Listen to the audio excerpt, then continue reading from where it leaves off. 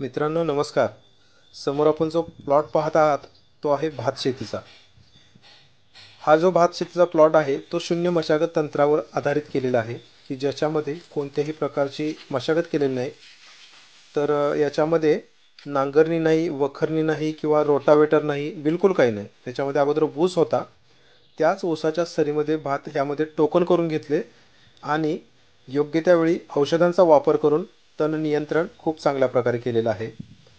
रासायनिक खताचा सुद्धा याच्यामध्ये जास्त वापर केलेला नाही आहे, तरीसुद्धा भात अतिशय चांगल्या क्वालिटीचा आलेला आहे. याच्यामध्ये जो खोडवं आहे ऊसाचं ते आता याच्यामध्ये हळूहळू कुजतं आहे आणि तेच कुजलेलं खोडवं या भातासाठी खताचं काम होतं आहे त्याच्यामध्ये. त्यामुळे हा प्लॉट अतिशय चांगला आलेला आहे. तुम्ही बघू शकताय, अतिशय चांगल्या पद्धतीने हा डेव्हलप झालेला भाताचा प्लॉट आहे. कमी खर्चामध्ये अतिशय चांगलं भात आलेलं आहे.